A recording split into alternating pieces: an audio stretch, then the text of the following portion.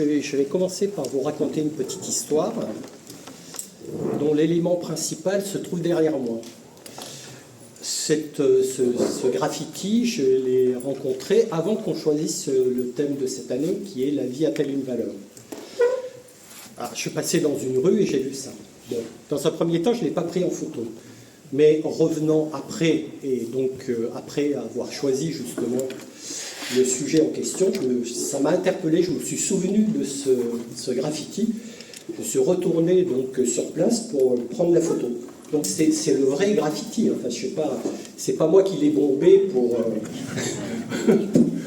pour pouvoir m'en prévaloir à la fête de la philo, hein. C'est clairement ça. Et donc je vous assure que quand j'ai lu ça, j'ai honte, mais ça me disait pas grand-chose, quoi. Et ça me disait quelque chose quand même. Donc cette espèce de paradoxe un peu extrême.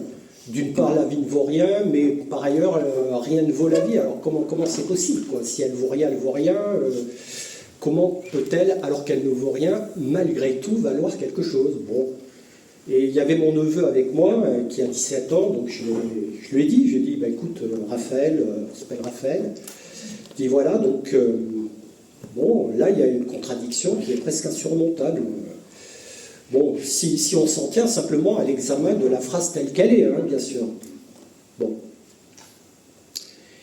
Et donc, du coup, après, quand on a choisi le sujet « La vie a-t-elle une valeur ?», j'ai repensé à ça, je me suis dit, tiens, est-ce que je ne pourrais pas creuser un petit peu cette phrase, cette affirmation? Bon. Et puis, j'ai mené une sorte d'enquête. Et l'enquête m'a conduit, dans un premier temps, à Malraux.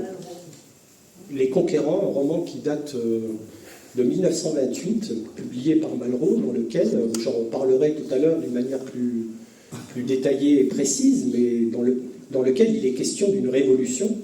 C'est la révolution chinoise de 1925, la fameuse commune de Canton, hein, dans laquelle le Parti communiste chinois a un peu perdu son âme et a cédé la place aux nationalistes et à Chiang Kai-shek, qui a repris le pouvoir et qui a mis en place une espèce de dictature assez dure, hein, jusqu'à la prise de pouvoir par Mao Tse-tung en 1949. Voilà. Et donc cette phrase, on la trouve dans ce roman. Mais c'est pas « la vie ne vaut rien, mais rien ne vaut la vie », c'est « une vie ne vaut rien ».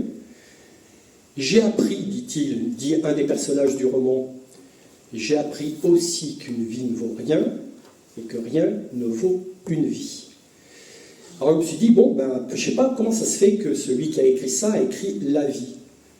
Et c'est là, en continuant mes recherches sur Internet, que j'ai été renvoyé à la fameuse chanson. Et honte à moi, je ne la connaissais pas. La chanson d'Alain Souchon. Hein? Et donc, la chanson, alors finalement, donc je me dis, mais j'écoute la chanson, je me dis, mais c'est... Et oui, en fait, lui-même se réclame de Malraux. C'est la phrase de Malraux qui lui a inspiré cette chanson. La voici.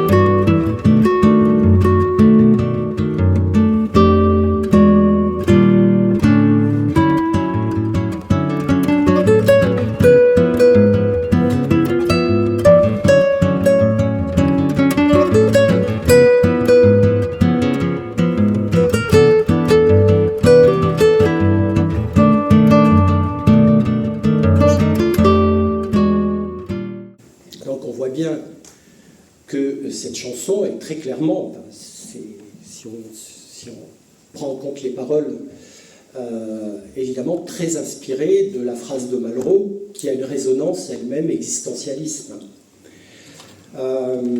Parce que, donc, même si Souchon a repris la vie et non une vie, dans la phrase de Malraux, une a un sens générique d'une certaine manière. Cela signifie qu'il en est ainsi pour toute vie.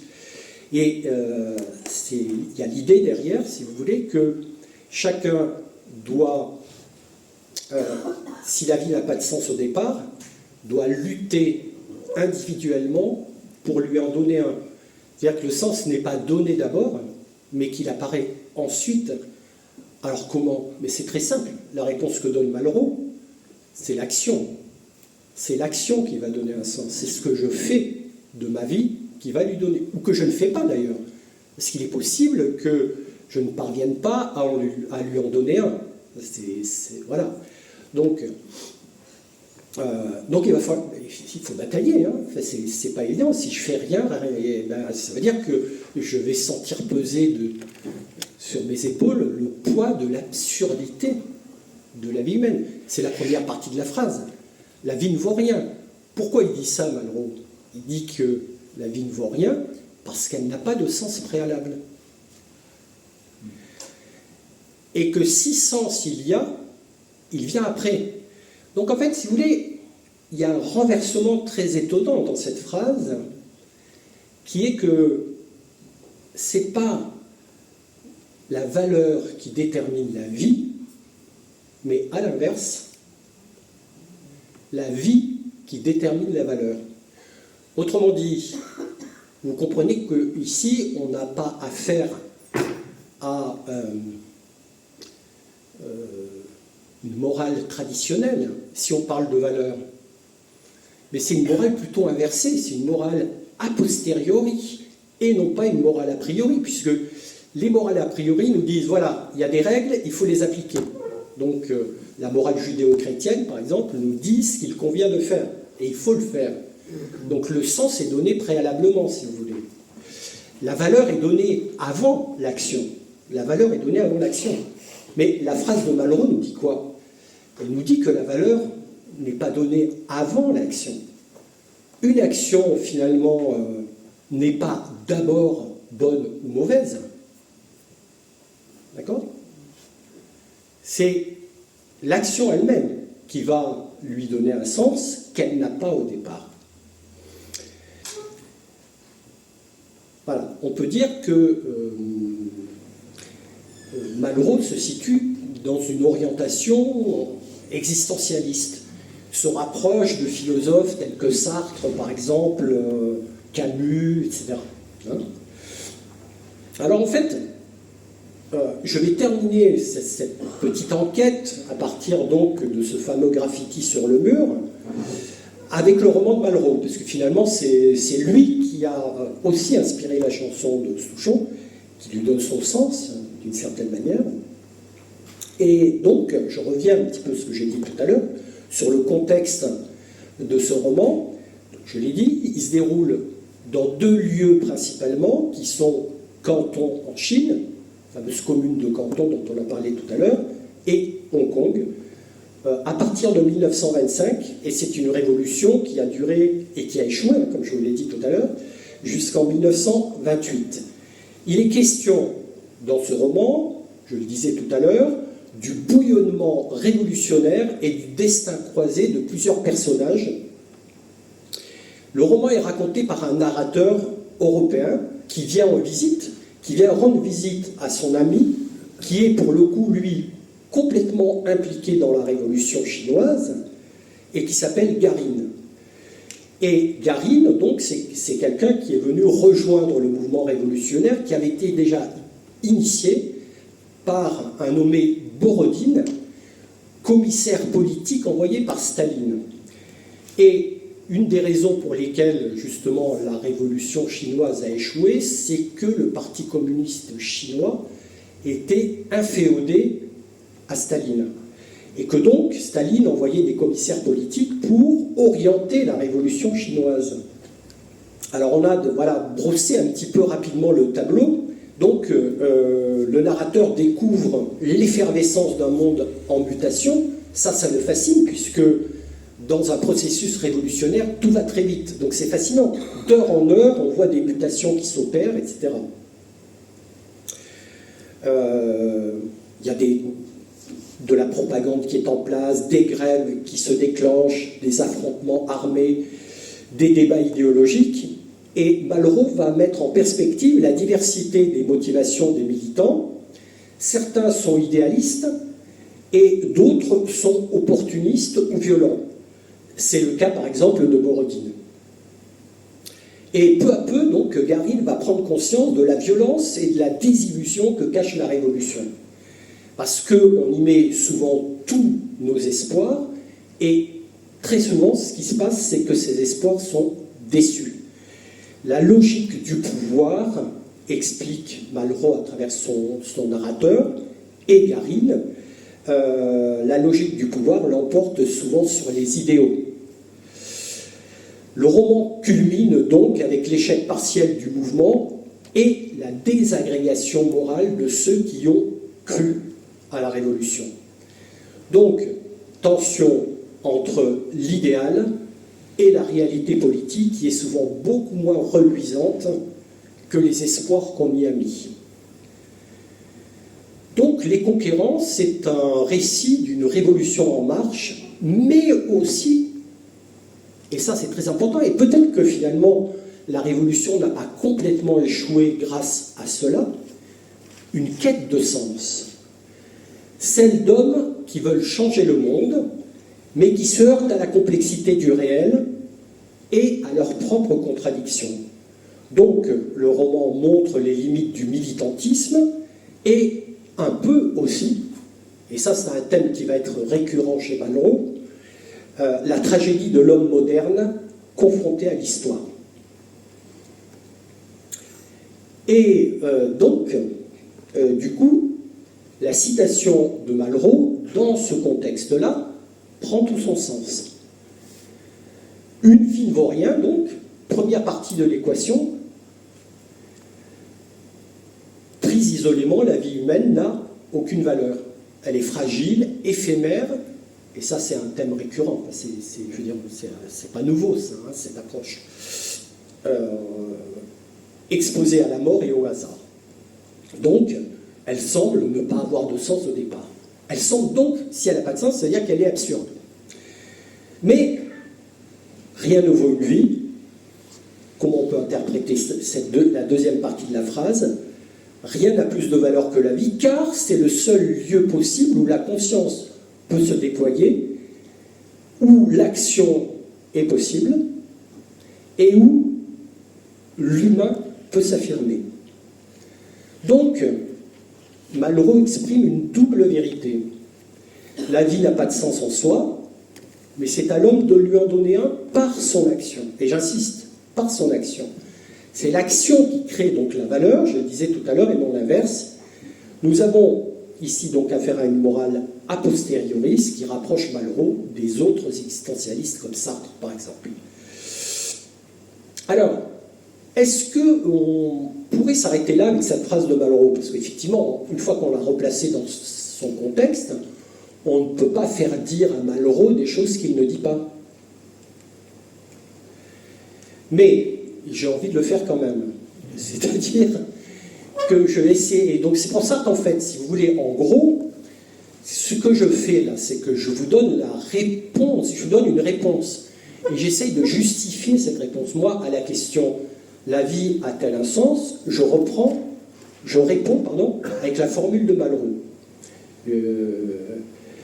Et donc, par conséquent, je fais mienne cette formule de Malraux.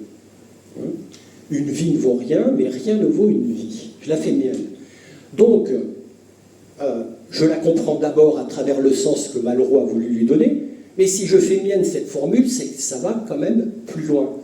Et que donc, je voudrais aussi traiter de la possibilité de donner un sens à cette phrase en prenant le mot « vie », non pas au sens de la vie humaine, mais au sens du vivant.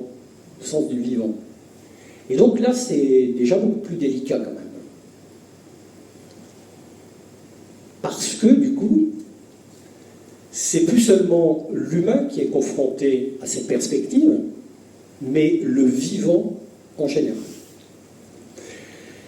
C'est-à-dire que le mot vivant peut exprime plutôt un phénomène global, une dynamique du monde qui englobe toutes les formes d'existence, végétale, animale, microbienne même, et humaine, bien sûr. Et de ce point de vue, parler de valeur semble paradoxal. La valeur, normalement, repose sur un choix, un jugement, une hiérarchie, un choix dans l'action, comme on le disait tout à l'heure à propos de Garine. Et donc, la nature, a priori, dans sa neutralité, ne juge pas. Elle engendre, transforme et détruit indifféremment. Donc, dans ce cadre-là, la vie paraît dépourvue de valeur morale. Donc, le challenge va être précisément là, c'est-à-dire que je vais m'efforcer d'argumenter pour justement montrer que ce n'est pas aussi simple et qu'elle peut prendre tout son sens, justement, la phrase de Malraux, en renvoyant au vivant en général. La vie envisagée du point de vue du vivant, donc, a-t-elle une valeur propre ou n'est-elle, c'est ma problématique si vous voulez, ou n'est-elle qu'un fait naturel dénué de signification morale? Doit-on considérer que l'humain seul est capable de donner un sens à sa vie et de lui conférer une valeur? Donc vous voyez que là je m'oriente dans une direction qui va être d'essayer de redescendre, de faire redescendre l'humain de son piédestal un petit peu, et de le rendre un peu plus humble, et de laisser venir à lui la vie à laquelle il appartient aussi, mais dont il n'est pas le seul dépositaire, si vous voulez. Hein? Donc, bon voilà, ben, écoutez, je vais m'efforcer de le faire. Et donc, je vais procéder d'une manière assez simple en deux parties. D'abord, je vais approfondir la première partie de la phrase, la vie ne vaut rien. Et ensuite, je vais m'attaquer à la deuxième partie de la phrase. Et là, ça sera plus compliqué parce que, justement, il y a cette perspective de la vie au sens de vivant en général. Donc, considérée sur le plan biologique, la vie humaine, finalement, n'a pas plus de valeur que n'importe quelle autre vie. De ce point de vue, l'homme est un vivant comme un autre, soumis aux mêmes lois biologiques de croissance, de reproduction et de mort. Alors, dans une approche darwinienne, l'humain n'est qu'un maillon de l'évolution, d'ailleurs. Hein. Quand on lit Darwin, c'est ça, un produit de la sélection naturelle. Il n'y a pas eu l'humain d'un seul coup, on est le produit d'une évolution qui s'est étendue sur des centaines de milliers, voire des millions d'années. Hein. Et donc, la vie, c'est un processus, elle n'a pas de finalité morale, elle résulte du hasard et de la nécessité. J'y reviendrai, parce que je fais référence au titre d'un livre bien connu. En ce sens, la vie humaine n'est pas plus précieuse dans l'ordre de la nature qu'une autre forme de vie. Et précisément, Jacques Monod, dans le livre qui s'appelle « Le hasard et la nécessité », écrit que l'homme sait enfin qu'il est seul dans l'immensité indifférente de l'univers. La vie n'a pas de valeur absolue, elle n'est qu'un phénomène physico-chimique complexe et sans finalité transcendante. On retrouve cette orientation chez Spinoza. C'est un auteur que je cite ici, mais c'est pas une... Enfin, je veux dire, vous allez voir que c'est parce que c'est un philosophe qui a pensé un peu différemment la question de la vie. Et donc, Spinoza dit que chaque être tend, dit-il, à persévérer dans son être. C'est ce qu'il appelle le conatus. Chaque être tend à persévérer dans son être.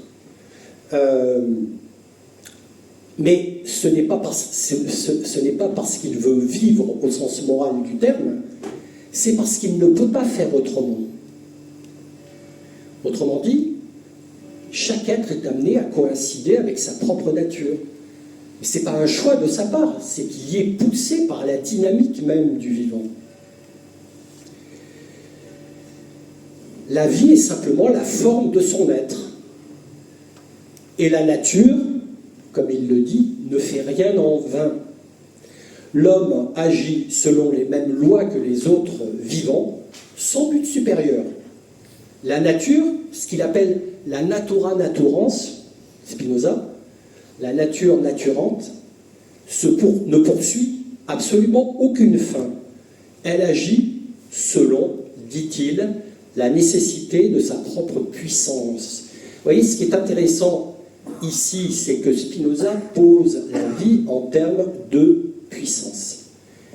Ainsi, donc, du point de vue de la biologie ou de la métaphysique de la nature, la vie humaine n'a pas de valeur particulière. Elle est, mais elle ne vaut rien. Ainsi, donc, si on se place du point de vue du vivant, la vie n'a pas de valeur non plus, elle est un fait et non une norme. La nature engendre, transforme, détruit, sans aucune hiérarchie et sans finalité. La mort, la prédation, la souffrance sont des phénomènes nécessaires. Non des maux. On peut voir la mort comme un mal, mais non. C'est ainsi. Et on ne peut rien changer à cela. Même si parfois certains s'y essayent. Hein.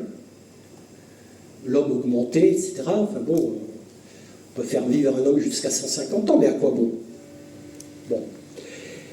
De toute façon, je ne pense pas qu'on y arrive, mais on ne sait jamais. Donc l'idée de valeur ne prend son sens. Alors, a priori, si vous voulez, on pourrait penser que l'idée de valeur ne prend son sens que pour une conscience capable de juger. On a vu ça hier. Hein. Elle n'existe pas pour le vivant lui-même. A priori, c'est dans cette perspective qu'on pourrait avoir à l'esprit une fois qu'on a fait le constat qu'on vient de faire. Bon. Et que celui qui est le seul être capable de conscience, c'est justement l'homme, l'humain. Donc voilà. Là, j'ai éclairé la première partie de ma réponse, qui est la phrase de Malraux, que je fais mienne, donc, qui est la réponse à la question « la vie a-t-elle une valeur ?» Donc, la vie ne vaut rien. Là, maintenant, je vais passer à la deuxième partie de l'équation, deuxième partie de la phrase, et c'est là où ça va devenir plus complexe, parce que je vais embarquer les deux perspectives possibles. L'idée existentialiste selon laquelle c'est à moi de donner un sens à ma vie, et puis l'idée selon laquelle la vie, au sens de vivant, a également un sens. Donc, alors, d'abord une remarque. La vie, c'est quand même une puissance d'autocréation, malgré tout. Hein. Si au sens moral, la vie ne vaut rien, elle n'est pas pour autant, c'est une remarque qu'on peut faire préalablement, dénuée de valeur ontologique. En effet, elle est le nom d'une puissance d'auto-organisation et de création qui fait surgir la nouveauté dans le monde. Ainsi, par exemple, Nietzsche, dans le Zarathustra, affirme que la vie vaut par sa capacité à se dépasser. La vie n'a pas de sens extérieur, elle vaut par le mouvement même de sa croissance, par, dit Nietzsche, la volonté de puissance. Dire oui à la vie, jusque dans la souffrance, telle est la grandeur, écrit Nietzsche. Dans cette perspective, la vie n'a pas de valeur donnée, mais elle est elle-même source de toute valeur. On peut aussi, comme le fait Bergson, la qualifier d'élan vital. Alors c'est un concept qui est très intéressant chez Bergson, qui traverse la matière et engendre, selon lui, cet élan vital, la diversité du vivant. C'est une source d'invention, écrit Bergson, et d'imprévisibilité. La vie vaut alors non pas parce qu'elle serait morale, mais parce qu'elle est créatrice. Elle est la manifestation de la liberté dans la nature. Donc, le vivant apparaît déjà comme une forme de valeur immanente. La vie est souci d'elle-même. Souci d'elle-même. Autrement dit, dans l'acte même de se maintenir en vie, le vivant exprime que la vie vaut pour elle-même. Donc, vous voyez, là, on avance quand même. Hein. On n'est plus très loin de la valeur. Hein. Donc, sans recourir à une transcendance quelconque, on peut affirmer, comme je viens de le faire, que la vie porte en elle sa propre valeur, dans sa dynamique interne elle-même. Hein.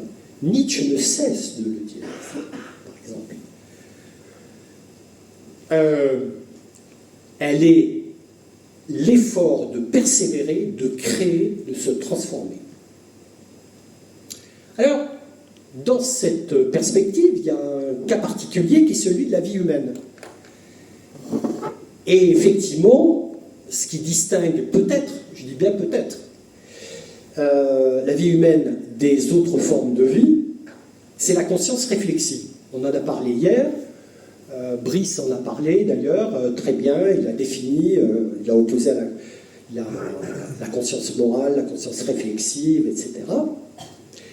L'homme ne vit pas seulement, comme l'a dit Brice, il sait qu'il vit et il peut s'interroger sur le sens de sa vie, alors qu'a priori, les autres vivants ne peuvent pas le faire.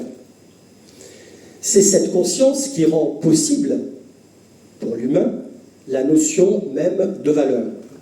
Ben, là, je vais avoir un gage, parce qu'on avait dit que si on évoquait le nom de Kant, on aurait un gage. Mais bon, je l'évoque très rapidement dans le livre que Brice a également cité hier, les fondements de la métaphysique des mœurs, cette phrase très connue, Kant affirme que l'homme a donc une dignité, alors je ne vais pas revenir là-dessus, et non pas un simple prix, ça a été dit le matin, l'après-midi, et ce qui fonde donc cette dignité, c'est la liberté. Agis, écrit Kant, de telle sorte que tu traites l'humanité aussi bien dans ta personne que dans celle d'autrui, toujours en même temps comme une fin et jamais simplement comme un moyen. On voit qu'ici, Kant pose la vie humaine, lui donne une valeur absolue parce qu'elle est le support d'une existence rationnelle et morale. Brice l'a très bien expliqué hier, donc je n'y reviens pas. J'en fais juste mention en passant pour réfuter à la vitesse de l'éclair.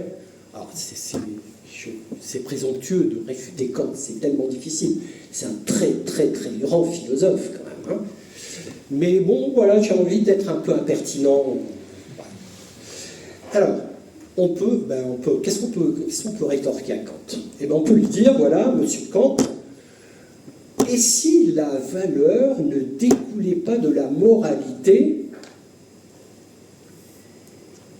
et qu'elle était produite par la liberté elle-même?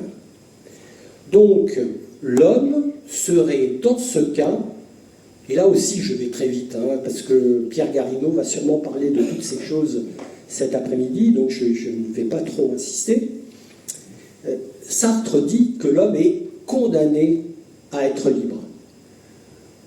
Dans l'être et le néant, il veut dire par là qu'il doit choisir lui-même le sens de sa vie, et c'est par ce choix qu'il donne de la valeur. Donc vous voyez que la valeur n'est pas donnée avant, mais qu'elle apparaît après, du fait même de la liberté humaine, une liberté qui n'est pas une option, puisque quand Sartre dit que l'homme est condamné à être libre, la vie humaine, donc c'est par le choix qui produit la valeur. La vie humaine ne vaut pas parce qu'elle est, mais parce que nous en faisons. Et donc, la valeur, comme nous le disions tout à l'heure à propos de Malraux, est déterminée par l'action et non l'inverse. Tu n'es rien d'autre que ta vie, dit Estelle à Garcin dans la pièce Huis clos de Sartre. Tu n'es rien d'autre que ta vie. Autrement dit, en dehors de ta vie, tu n'es rien. Alors c'est dur, parce que pour ceux qui considèrent qu'ils ont raté leur vie, par exemple. Parce que rien n'est sûr, rien n'est sûr, rien n'est sûr. Si donc nous allons dans cette direction, nous dirons que la vie a une valeur existentielle, elle est en lutte, et là on est dans la perspective malrussienne aussi, à savoir qu'elle est en lutte contre l'absurdité initiale de notre existence. Voilà.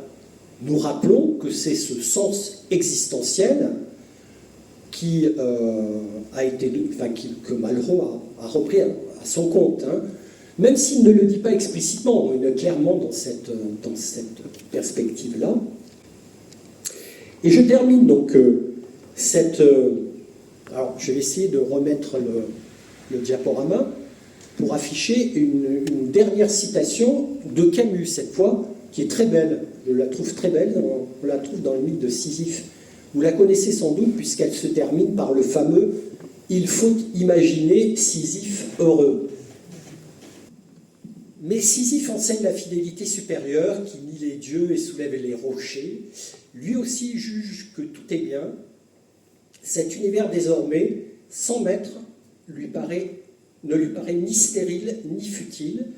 Chacun des grains de cette pierre, chaque éclat minéral de cette montagne pleine de nuit, à lui seul forme un monde. La lutte elle-même vers les sommets suffit à remplir un corps d'homme. Il faut imaginer Sisyphe heureux. Voilà. Et oui, vous savez, Sisyphe qui fait rouler son rocher et qui le monte au sommet de la montagne, et arrivé en haut, le rocher redégringole jusqu'en bas, il redescend et recommence indéfiniment. Mais en même temps, c'est un monde, c'est pas rien, ça a du sens, c'est une tâche qu'il se donne. Et donc on pourrait dire, mais c'est absurde. Non, non, c'est la vie qui est absurde. C'est pas Sisyphe qui roule son rocher, au contraire, puisqu'il est dans son monde. Et pour lui, ça a du sens. C'est une tâche qu'il a choisie, qu'il s'est fixée. Et donc c'est pour ça qu'il faut... On se dit, mais non, on ne peut pas être heureux à rouler un rocher en permanence. Si, eh oui, si, je pense qu'il l'est. En tout cas, c'est ce que dit Camus. Alors, néanmoins, c'est très intéressant, je pense que Pierre va la creuser un petit peu cet après-midi, je pense, cette perspective. Eh bien, donc, je ne vais pas aller plus loin que ça et m'en tenir à cette citation de Camus. Mais cette perspective, aussi intéressante soit-elle, en réalité, contourne la question du vivant. Elle reste anthropocentrée, de mon point de vue. C'est-à-dire qu'on est toujours sur le plan humain. On part de l'homme. Et il y a toujours ce dualisme homme-nature. Et donc, par conséquent, elle reste anthropocentrée. C'est le point de vue de l'homme sur tout le reste, si vous voulez. C'est-à-dire qu'il lui fait état de processus dans lesquels souvent il ne s'inclut pas, vous voyez. Donc, que l'homme possède une valeur ou qu'il la crée, il reste quand même au centre. Alors là, je vais prendre un peu des risques. C'est pas facile parce que j'avance dans un terrain qui est encore assez nouveau pour moi, mais je vais essayer de le faire quand même. Je vous donnerai d'autres perspectives tout à l'heure. Alors, que l'homme possède une valeur ou qu'il reste au centre, il est, selon cette belle formule de Spinoza, il n'est pas, plutôt, il voudrait l'être, mais il n'est pas en réalité un empire dans un empire. C'est Spinoza qui utilise cette formule dans l'éthique pour expliquer que l'homme n'est pas en surplomb par rapport à la nature, par rapport au monde. Il est aussi lui-même inclus dans ce monde. Donc il n'est pas un empire dans un empire. Il est lui-même soumis aux lois de la nature. Il ne peut pas y échapper. Donc, en fait, il ne l'est pas. Il n'est pas un empire dans un empire. Pourquoi? Mais parce que la vie déborde de toutes parts. Qu'est-ce qu'on fait le plus souvent? On fait taire la vie pour ne mettre en avant que ce que notre conscience nous indique. Et tout le reste, on le passe sous silence. L'appel du corps, il y a quand même toutes sortes de choses qu'on ressent, mais qu'on écarte et qu'on met dans les profondeurs. Bon, Freud, par exemple, a fait essayer de faire ressurgir certaines choses des profondeurs qu'on avait enterrées, si vous voulez, par le privilège exorbitant qu'on a pu accorder à la conscience. Donc, si la vie déborde de toutes parts, il n'est plus dans cette position-là de surplomb. La question est donc bien de savoir si on peut ici renverser la table. Et c'est là où je vais prendre des risques. Renverser la table, c'est-à-dire quoi? Mettre la vie au centre et non l'humain. C'est-à-dire adopter une démarche biocentrée et non une démarche anthropocentrée. Voilà. Anthropo, c'est vrai que ça veut dire homme, hein, donc l'homme au centre. Bio, c'est la vie. Et si c'était la vie qui était au centre et non l'humain? C'est difficile parce que moi, en disant ça, je vais un peu à l'encontre de ma propre formation intellectuelle, si vous voulez. Hein. Et donc je pourrais faire comme d'autres, essayer de défendre l'anthropocentrisme à tout prix, même si on le fait parfois avec une certaine mauvaise foi, justement. Alors, peut-on affirmer la valeur intrinsèque de toute vie? Je l'ai esquissé déjà un petit peu tout à l'heure. De quoi s'agit-il? En gros, on a la position des philosophes qui défendent l'idée que l'être humain est un être d'anti-nature, et je place au premier plan Hegel, par exemple. Hein. Moi, j'ai été frappé de voir comment Hegel explique que l'humanité ne s'affirme qu'en consommant la nature. Qu'en la consommant, j'allais presque prononcer un mot qui est excessif, mais en la détruisant, si vous voulez. L'homme n'est pas dans la nature, il est devant la nature, mais il est contre elle. C'est dans l'opposition à la nature qu'il s'affirme.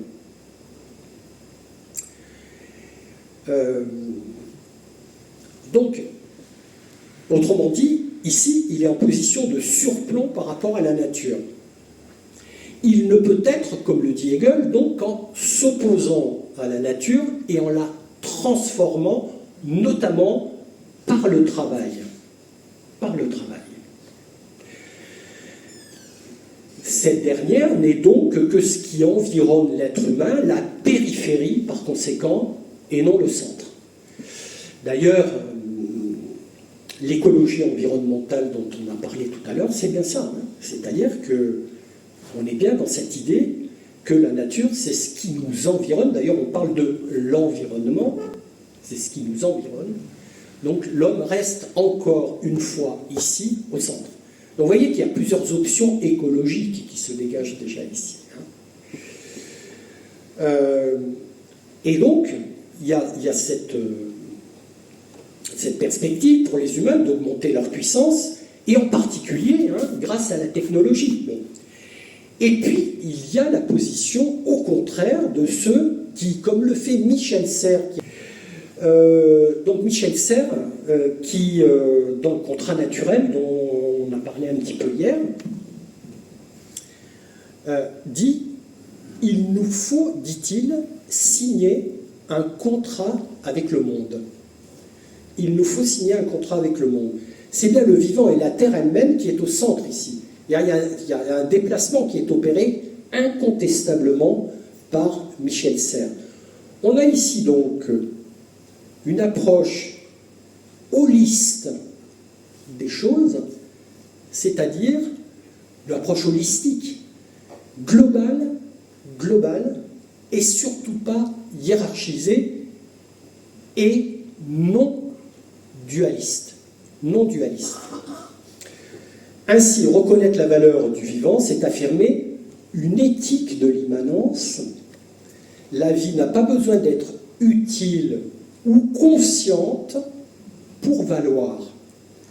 Elle vaut parce qu'elle est la condition de toute existence possible. Et cette position est le point de départ d'un courant écologique mais que je qualifie aussi, moi, volontiers de philosophique. Alors, on va couper la poire en deux. Je le qualifierai d'écosophique, puisque c'est ce terme qui a été inventé par un auteur dont je vais vous parler maintenant, qui se nomme Arne Næss. C'est lui qui a inventé ce qu'on appelle la deep ecology, ou écologie profonde. Justement par opposition à la shallow ecology, ou écologie superficielle, dont les tenants de l'environnement se réclament. Donc cette type écologie ou écologie profonde conteste en fait l'extériorité de l'homme à la nature, comme on le disait tout à l'heure avec Hegel. Hein. Il est dans l'opposition à la nature et il s'affirme en la transformant par le travail, par exemple. Ben voilà où on en est aujourd'hui. Hein. Voilà, la ville de New Delhi, il y a, je ne sais pas, 100 000 morts par an à cause du nuage de pollution permanent qui stagne sur la ville. C'est un exemple. Conteste donc l'extériorité de l'homme par rapport à la nature et remet en question, surtout, ça c'est très important, les dogmes de ce qu'on a appelé la modernité. Et dont des penseurs comme par exemple Luc Ferry, dont je vais parler un petit peu, se réclament. Donc, Arne Næss fonde son éthique sur la nature. Et la nature est élevée au rang de sujet de droit. Être biocentrique, c'est vouloir déterminer la place de l'être humain et son action en fonction d'un ordre naturel préétabli, celui, dit Næss, des écosystèmes. Alors évidemment, en réaction à cette progression très importante de cette doctrine de l'écologie profonde, dans les années 70 et 80, c'est surtout dans les années 70 que Næss a commencé à produire ses textes fondamentaux. Un article notamment qui avait fait date en 1973, si mes souvenirs sont bons. Et Luc Ferry écrit un livre en 1992 où il est question d'écologie et qui s'appelle « Le nouvel ordre écologique ». Et dans ce livre, on se dit, Luc Ferry se propose de nous communiquer sa conception de l'écologie. Mais, avant de nous dire ce qu'il entend, lui, par écologie, il nous fait une critique féroce et, à mon avis, totalement infondée de la deep écologie, qui est un peu sa bête noire, et qu'il entend combattre de toutes ses forces. Mais c'est pas étonnant, il est kantien. Bon, alors, en fait, Luc Ferry, qu'est-ce qu'il va faire dans le nouvel ordre écologique? Il va reprocher à la deep écologie ses accointances avec le nazisme. Rien que ça. L'écologie nazie, écrit-il, établit comme par avance un lien entre l'esthétique du sentiment et ce qui deviendra plus tard le thème central de l'écologie profonde, à savoir l'idée que le monde naturel est en lui-même digne de respect indépendamment de toute prise en considération des êtres humains. Nouvel ordre écologique, page 56. Et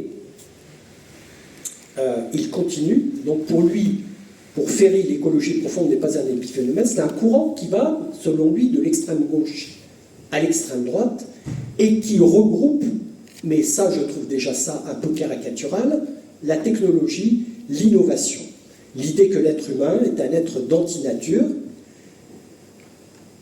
et il écrit « La haine des artifices liés à notre civilisation du déracinement est aussi la haine de l'humain comme tel », écrit Ferry dans le Nouvel Ordre écologique, page 33. On mesure toute la gravité de cette accusation. Ouf, c'est... voilà. Et alors, en fait, voilà, le mot est lâché. En fait, ce que reproche Ferry à l'écologie profonde, c'est son anti-humanisme. Alors, c'est pas seulement le fait de ne pas être humaniste, mais d'être anti-humaniste, de développer une haine de l'homme, avec l'idée peut-être même qu'on pourra en arriver, et que certains écologistes souhaiteraient que le monde soit une fois pour toutes débarrassé des humains. Et qu'enfin, sans l'homme, il pourra être plus authentiquement lui-même. C'est ce que suggère Luc Ferry. Ça.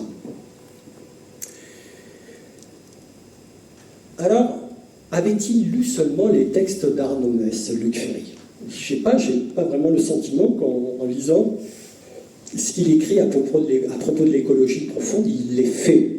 Mais il faut dire que les textes de Ness ont été longtemps indisponibles en français, ils ont été traduits que relativement récemment. Mais enfin, on pouvait les lire en anglais, donc ça, c'était toujours possible. Donc, bon, alors, quand on lit... Après, bon, si on lit Ferry d'abord et qu'après on prend un livre de Ness ou un article, on s'attend à trouver quoi je ne sais pas, un texte aussi brûlant que l'était Mein Kampf à son époque, écrit par Adolf Hitler, et que donc, dans ce texte-là, Ness ferait l'apologie d'une sorte de terre-mère à laquelle les humains devraient inconditionnellement se soumettre. Eh bien, quand on lit Ness, il n'y a absolument pas ça. C'est pas du tout ça. Les propos de Ness sont souvent très apaisés et apaisants. D'ailleurs, c'est un régal de le lire parce que justement, on respire. Ils sont en quête de sens et de justice. Et c'est pas un revanchard, c'est pas quelqu'un qui est dans la violence de l'opposition. Et c'est pas quelqu'un qui cherche à prendre un pouvoir quelconque. Que dit Ness? Pour résumer son propos, si vous voulez, il affirme que la situation est grave. Et ça, j'étais vraiment très très étonné quand même de ne pas le lire sous la plume de Francis Wolff. Il dit jamais que la situation est grave. Il dit sans doute qu'il faut agir pour l'écologie, mais je ne sais pas, l'Anthropocène, il ne l'évoque pas, il ne dit pas à quel point l'homme est responsable de la situation dans laquelle on est aujourd'hui. Bon, je suggère peut-être, j'avoue ne pas avoir lu en détail le livre de Wolff, mais bon, j'imagine qu'il est plus nuancé que ça. Je caricature peut-être son propos, sans doute.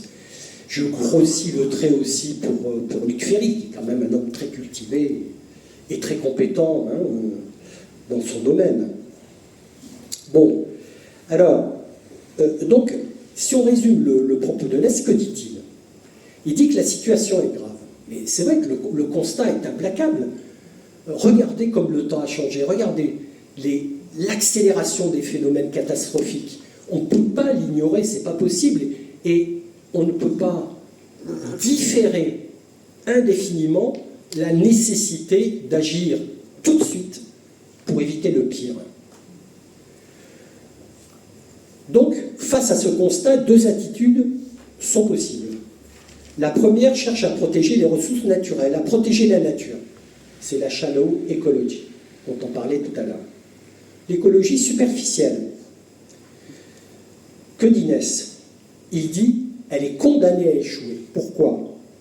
Parce qu'elle ne s'en prend pas aux valeurs qui ont rendu possible et entretiennent, et le mot est fort, la dévastation du monde.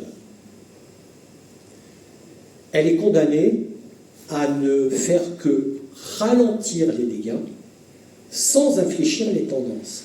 Ce que je reproche à Luc Ferry notamment, c'est que derrière sa position, il y a une posture idéologique. Luc Ferry, c'est un libéral.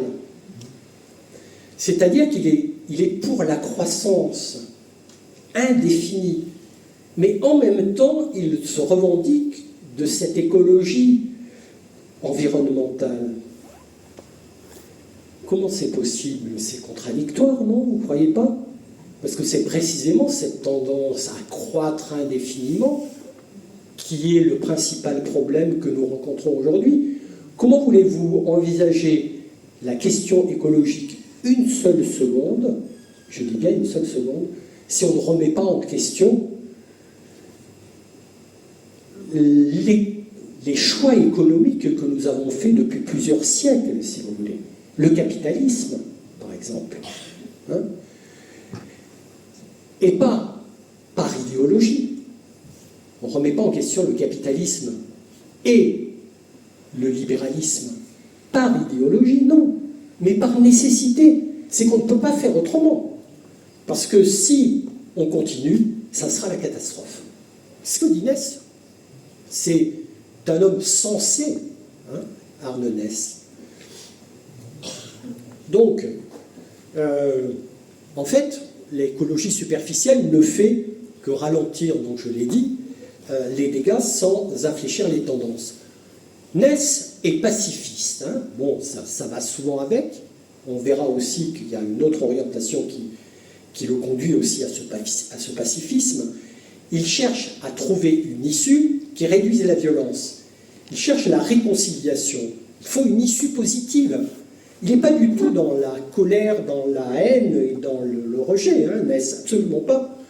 Il faut une issue positive qui ne conduise pas à la restriction, mais à l'épanouissement de tous et toutes. Autrement dit, c'est la vie dans sa totalité qui doit être repensée.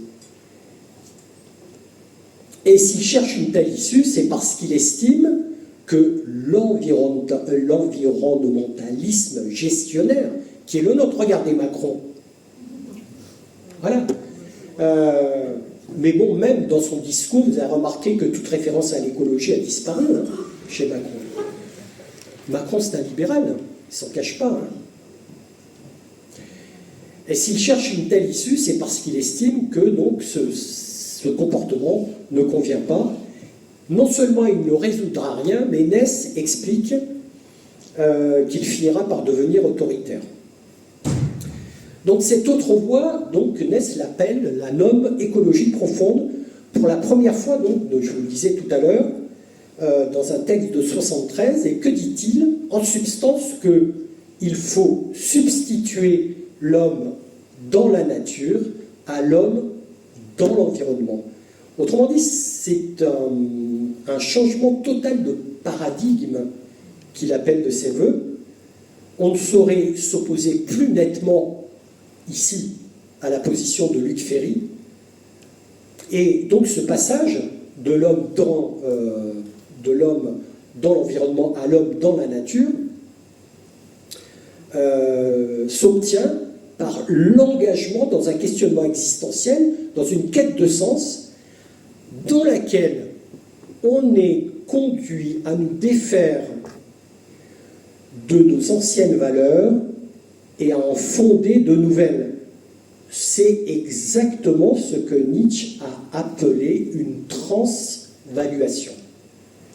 Ce cheminement est personnel, d'où l'assistance de Ness a expliqué que ce qu'il propose n'est que son propre témoignage. C'est-à-dire, vous voyez à quel point sa démarche n'est absolument pas contraignante, puisqu'il ne propose et il le dit que son propre témoignage.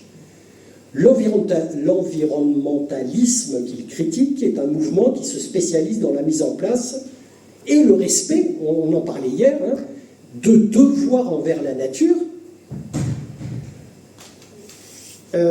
mais s'abstient de toute critique à l'endroit du travail, de l'économie, de la recherche du profit, de la quête du bien-être matériel qui conduit à une surconsommation,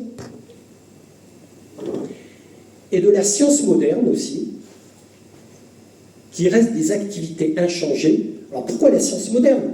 Comme si la science était neutre d'un point de vue idéologique. La science et la technique ont une orientation incontestablement idéologique, puisqu'on les oriente dans une direction qui est celle, justement, de la consommation toujours relancée, grâce, justement, à cette orientation idéologique de la science et de la technique qui sont mises au service, donc, du libéralisme.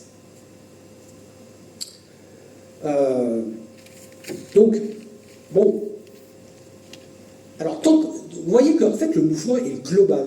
C'est impossible d'avancer d'1 centimètre si on ne pose pas l'équation dans sa totalité. Donc, vous voyez, là, on en vient à une posture non dualiste. C'est évident, quoi.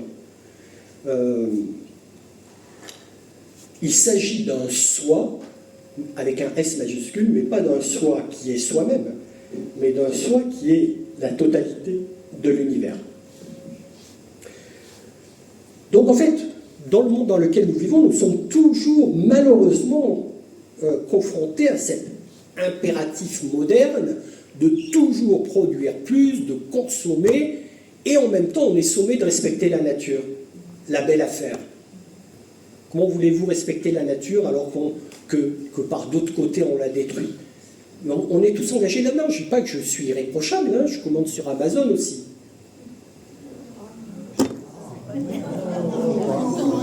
Mais oui, mais non, mais voilà, je suis pas un saint. Non, là j'explique la position de Ness. Et surtout, je l'admire et j'aimerais bien aller dans la direction qu'il préconise. Et en commandant sur Amazon, je suis dans la contradiction. Je contribue par la consommation effrénée d'énergie des serveurs, des GAFA, on va dire ça comme ça. Amazon, je ne sais pas combien ils consomment, mais c'est énorme. Bon. Donc, et que nous propose Luc Ferry? Que nous propose Luc Ferry? Eh bien, il dit que tout ça va pouvoir être résolu par la technologie. Par la technologie. Bon, alors, mais évidemment, on le voit bien, la technologie n'est pas neutre. Et croyez-moi que bien souvent, elle n'est pas mise au service de la nature et de l'humain, hein, mais qu'au contraire, elle peut se retourner contre lui. On le sait. Bon, j'insiste pas plus là-dessus. Donc le problème, pour moi, le problème est essentiellement politique. Les tendances droitières de Ferry sont plus qu'évidentes. C'était un ministre de l'Éducation nationale, hein, Ferry. Vous vous en souvenez, hein, ministre de Sarkozy. Et donc, il est engoncé dans ce dogme libéral qui l'empêche de respirer et qui veut qu'aucun salut n'est possible en dehors, je vous l'ai dit tout à l'heure, d'une croissance indéfinie susceptible de générer des richesses. La seule façon de s'en sortir, c'est de créer des richesses, de travailler toujours plus. Et si seulement on disait l'inverse, si seulement on pouvait travailler moins, non, ce ne serait pas mieux? Bon, alors, je me souviens d'Hannah Arendt qui expliquait, je crois, dans La condition de l'homme moderne, que si on n'avait pas fait croître nos besoins, qu'on les avait laissés comme ils étaient dans les années 20, vous voyez, c'est pas très vieux, du XXe siècle, il y a un siècle, eh bien, aujourd'hui, avec la technologie que nous possédons, pour satisfaire nos besoins, il faudrait travailler, chacun d'entre nous, 2 heures par jour. Peut-être moins même. Mais voilà, quel est le problème? Elle explique très bien qu'en réalité, au fur et à mesure que la technologie progresse, nous accroissons nos besoins. Des besoins sont artificiellement créés qui relancent sans cesse la production et le travail, et on nous demande de travailler jusqu'à 67, 70, bientôt 80 ans, pour toucher notre retraite, comme au Japon. Au Japon, c'est terrible. Bon. Alors, voilà. Donc, je vais conclure, mon exposé. Donc, il est évident que seule la remise en question des dogmes dont je viens de parler peut résoudre les contradictions que nous avons signalées. L'idée d'une nature globale, d'une nature naturante, comme dit Spinoza, impose que l'homme accepte de ne plus se considérer comme un empire dans un empire, selon l'expression donc de Spinoza que j'ai utilisée tout à l'heure. S'il y a une confusion entre le fait et la valeur, pour Naess, elle réside ici. Le fait de croire, ou de faire croire, comme le fait Ferry, que la technologie est neutre, donc, et qu'elle n'est que de la science appliquée, et que le marché ne consacre finalement que la liberté du consommateur. Pour Naess, c'est la technologie, la loi technologique, la foi dans la technologie et la foi dans les procédures du marché telles qu'il existe résulte d'un certain style de vie qu'il faut avoir le courage de changer. Puisque, je vous l'ai dit tout à l'heure, on est tous concernés. On a tous des faiblesses. Et c'est tellement ancré dans nos vies que ça sera extrêmement douloureux, sans doute. Mais pour lui, il n'y a pas d'autre choix possible. En conclusion, je dirais que cette deep écologie trouve une résonance profonde dans la spiritualité indienne. Une résonance ontologique profonde et même éthique dans la spiritualité indienne. Mais ce n'est pas étonnant, car Arne Naess s'y est lui-même intéressé. La deep écologie et la Bhagavad Gita, certains connaissent peut-être, invitent toutes deux à repenser le rapport de l'homme au monde vivant. Il y a vraiment une proximité qui est très très étonnante. Non plus en termes de domination, comme ça a été le cas depuis des siècles, mais de participation et d'unité. Un appel au non-dualisme. Celui dont on trouve donc cette formule dans la Gita, celui qui voit le même être suprême en tous les êtres, celui-là ne se perd pas et ne fait pas de mal à lui-même. Voilà, celui qui voit le même être suprême en tous les êtres, celui-là ne se perd pas et ne se fait pas de mal à lui-même. Vous voyez, donc c'est finalement une supplique adressée à l'humain qui consiste à dire, mais arrête, tu vas trop loin, reviens un petit peu à des considérations plus simples, essaye d'avoir une vie plus simple, essaye de te satisfaire de peu, respecte et respecte-toi en même temps en intégrant un corps plus large qui est celui du vivant lui-même et qui tient sa valeur donc de ce qu'il est véritablement en tant que tel. C'est une ontologie de la non-dualité. L'Advaita, je ne me trompe pas maintenant, en sanskrit, où toute vie est participation à un tout vivant. Donc, la deep écologie et la Bhagavad Gita se rejoignent sur le plan éthique aussi à travers ce qu'on peut appeler l'action désintéressée. Qu'est-ce qui se passe dans la Krishna? Alors, tout ça est très fragile pour moi, puisque je l'ai travaillé très très récemment, donc je ne maîtrise pas complètement. Veuillez m'en excuser, je ne fais que couvrir quelques perspectives. C'est une sorte de work in progress. Je m'y intéresse depuis peu et donc je suis en train de le travailler. Donc c'est fragile et je peux me tromper. Mais si vous y connaissez, n'hésitez pas à me couper la parole et non pas m'insulter, mais me dire que je me suis trompé. Je ne serais pas dans la logique de la Gita on ne serait pas dans la logique de la Gita si on cédait à l'insulte. Hein, maintenant. Voilà. Donc, alors, dans la Gita, donc, Krishna enseigne à Arjuna que l'homme doit agir sans attachement.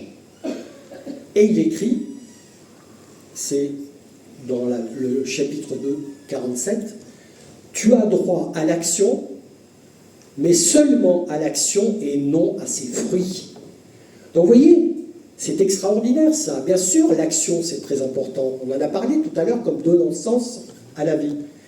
Mais les fruits de l'action, tu ne dois pas vouloir te les approprier. Parce que, justement, tu es dans une dynamique beaucoup plus généreuse et ouverte, et tu ne vas pas, donc, vouloir te placer au-dessus des autres humains, et encore moins au-dessus de la nature elle-même.